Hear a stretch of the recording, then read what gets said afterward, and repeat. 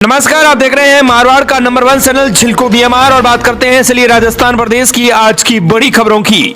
चलिए बात कर लेते हैं राजस्थान प्रदेश की आज की बड़ी खबरों की और शुरुआत करते हैं राजस्थान प्रदेश की आज की पहली बड़ी खबर के साथ। बड़ी खबर, राशन कार्ड की सूची से 19 लाख से ज्यादा नाम डिलीट, इसी महीने और बढ़ सकती है संख्या। 31 मार्च केवाईसी की आखिरी तारीख।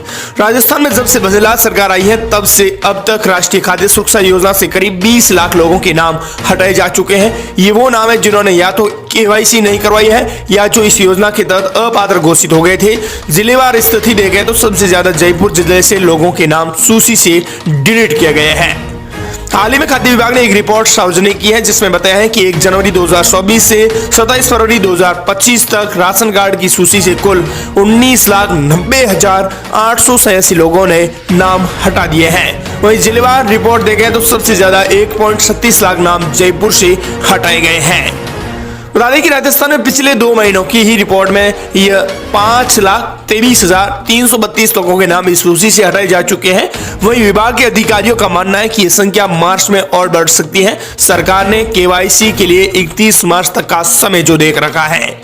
जिन पात्र व्यक्तियों में से अगर किसी के पास खुद की कार है तो उसे भी इस सूची से नाम हटवाने के लिए सरकार ने 31 मार्च तक का समय दिया है। इसके लिए सरकार ने प्रदेश भर में गिव अप अभियान चला रखा है। वहीं राजस्थान प्रदेश के लिए बड़ी खबर, 10वीं की राजस्थान बोर्ड परीक्षा आज से, 12वीं की परीक्षा कल से होगी शुरू। राजस्थान माध्यमिक शिक्षा बोर्ड यानी अजमेर की 10वीं कक्षा की परीक्षाएं आज गुरुवार से प्रारंभ हो गई है। 12वीं की परीक्षाएं 7 मार्च से शुरू होंगी। शिक्षा बोर्ड ने परीक्षाओं की सभी तैयारियों का पूर्ण जायजा लिया है। परीक्षा प्रश्न पत्रों को स्थानीय पुलिस थानों में सुरक्षित रखा गया है। प्रश्न पत्र परीक्षा शुरू होने से आधा घंटा पहले ही परीक्षा केंद्रों पर पहुंचाए जाएंगे। अगली बड़ी खबर, जयपुर नगर निगम में शामिल होंगे 25 नए गांव। 30 साल बाद बढ़ेगा दायरा, शहरी क्षेत्र में आएंगी 1.75 लाख की आबादी। जयपुर में करीब 30 साल बाद नगर निगम की सीमा का विस्तार होगा। जयपुर जिला प्रशासन ने नगर निगम के पुनर्गठन पर काम शुरू कर दिया है। जयपुर, सांगानेर और आमेर उपखंड के 25 नए गांव नगर निगम में जोड़ने की तैयारी की जा रही है। वर्तमान में ये सभी राजस्व गांव रिंग रोड की सीमा में आ रहे हैं। इस प्रस्ताव के बाद इन गांवों की करीब 2.25 लाख की आबादी शहरी क्षेत्र में आ जाएगी और नगर निगम का भी दायरा बढ़ेगा। फिलहाल जयपुर में 2 नगर निगम हेरिटेज और ग्रेटर है। राज्य सरकार इन्हें एक नगर निगम बनाने की तैयारी कर रही है। अगली बड़ी खबर, शिक्षा मंत्री मदन दिलावर बोले, मिड डे मील और मदरसा यूनिफॉर्म घोटाले की होगी जांच। का स्कूलों में अब रीटोटलिंग के साथ होगी रीचेकिंग। कर्मचारियों और टीचर्स का करेंगे प्रमोशन। राजस्थान के सरकारी स्कूलों में भी अब रीटोटलिंग के साथ ही रीचेकिंग की व्यवस्था भी की जाएगी। इसके साथ ही बोर्ड परीक्षा में नकल और धांधली रोकने के लिए अलग अलग एक्सपर्ट से पेपर सेट तैयार करवाए जाएंगे। ये घोषणा शिक्षा मंत्री मदन दिलावर ने मंगलवार को विधानसभा सत्र के दौरान दी है। दिलावर ने कहा है कि अब परीक्षाओं में रीटोटलिंग के साथ ही रीचेकिंग का भी नवाचार किया जा रहा है। अभी पायलट प्रोजेक्ट चलाया जा रहा है। उन्होंने कहा कि माध्यमिक शिक्षा बोर्ड परीक्षाओं के पेपर भी अब अलग अलग विशेषज्ञों से बनवाए जाएंगे, जिससे पेपर आउट और नकल माफिया पर भी अंकुश लगेगा। उन्होंने कहा कि राष्ट्रीय शिक्षा नीति के तहत प्रारंभिक शिक्षा में मातृभाषा या स्थानीय भाषा में शिक्षा प्रदान करने के लिए बताया गया है। इसके लिए राजस्थान में शब्दकोश तैयार कर लिया गया है। अब हम इस नीति और के अनुसार पाठ्य पुस्तकें तैयार कर रहे हैं। उन्होंने यह भी संकेत दिया है कि शिक्षा विभाग में जल्द ही कर्मचारियों और थर्ड ग्रेड टीचर्सों की डीपीसी तैयार की जाएंगी। अगली बड़ी खबर, जयपुर में आईपीएल मैच के अनुसार तय होगी टिकट रेट। डिमांड ज्यादा रहेगी तो महंगा मिलेगा टिकट। स्टूडेंट्स 500 रुपए में देख सकेंगे। इंडियन प्रीमियर लीग यानी आईपीएल 22 मार्च से शुरू हो रहे हैं। राजस्थान रॉयल्स की टीम होम ग्राउंड जयपुर के एसएमएस स्टेडियम में 5 मैच खेलेगी। जयपुर में राजस्थान रॉयल्स का पहला मैच 13 अप्रैल को रॉयल चैलेंजर्स बेंगलोर से है। इस बार एसएमएस स्टेडियम में आईपीएल के हर मैच की टिकट की रेट डायनेमिक टिकट प्राइसिंग से तय होगी। अगर किसी मैच की डिमांड ज्यादा रहेगी तो उसे टिकट की रेट भी ज्यादा बढ़ाई जाएंगी।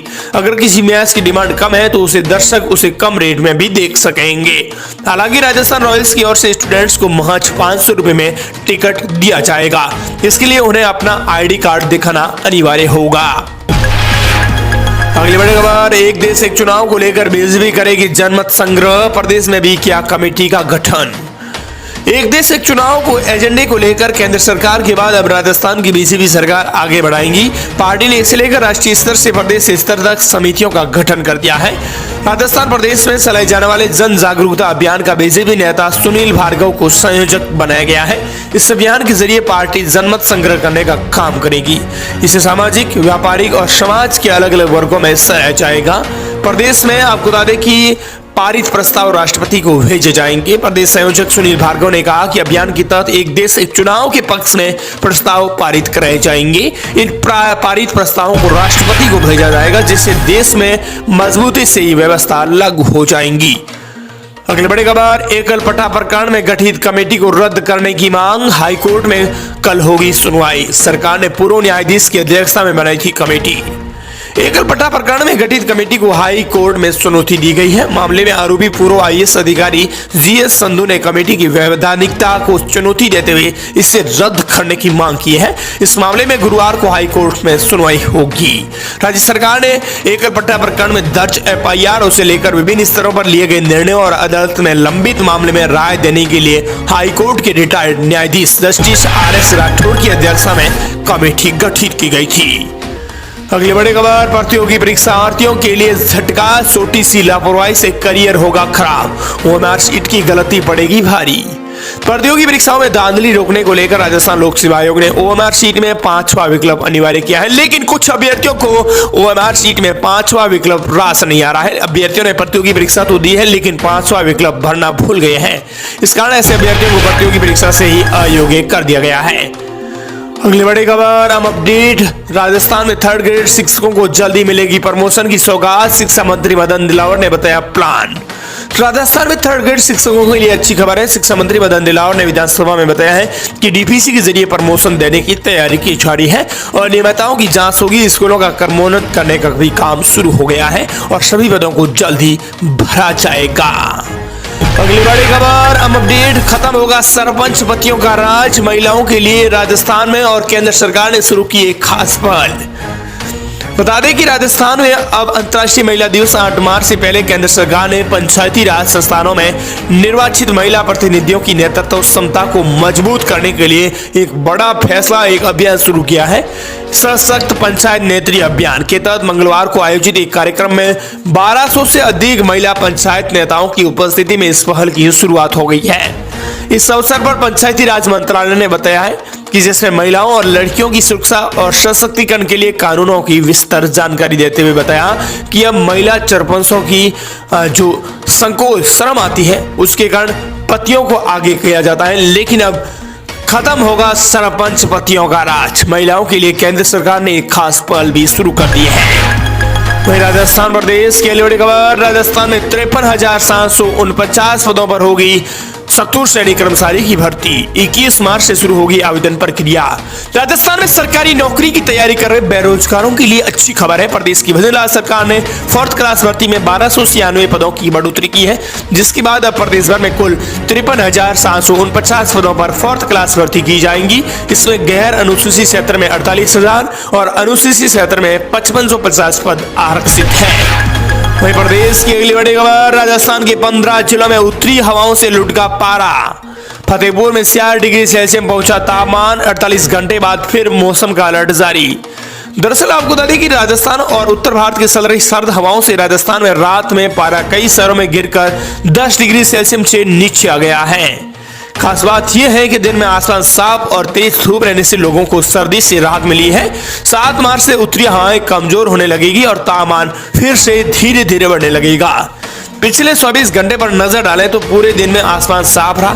दिन भर सर्द हवाएं चली। राजस्थान के कई शहरों में पाली, झुंझुनू, दौसा, माउंट आबू, चूरू, नागौर, भीलवाड़ा में न्यूनतम तापमान 10 डिग्री सेल्सियस से भी नीचे दर्ज हुआ है।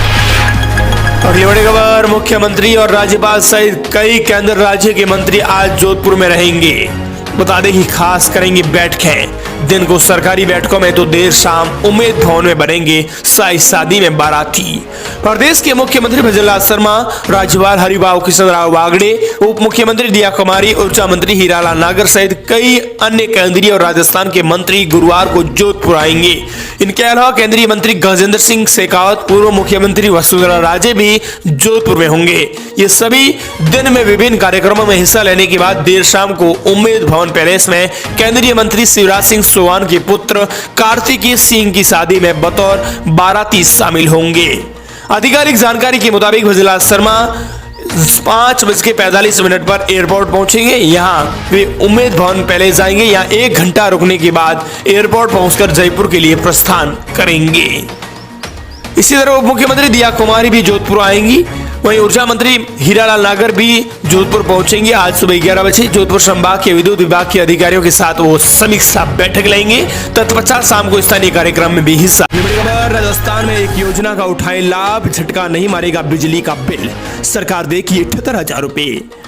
प्रधानमंत्री सूर्य घर मुफ्त बिजली योजना के प्रति राजस्थान के कई जिलों के अंदर जागरूकता का असर नजर आ रहा है और लोगों को इस योजना को लेकर रुझान है वो लगातार बढ़ता जा रहा है। बड़ी संख्या में जोधपुर जिलेवासी इस योजना से लाभान्वित होने के लिए अपना पंजीकरण करवा रहे हैं। जोधपुर जिले में अब तक 15,500 से अधिक रजिस्ट्रेशन हो चुके हैं, जिनमें से 2294 आवेदकों के घरों में रूफटॉप सोलर पैनल लगाए जा चुके हैं।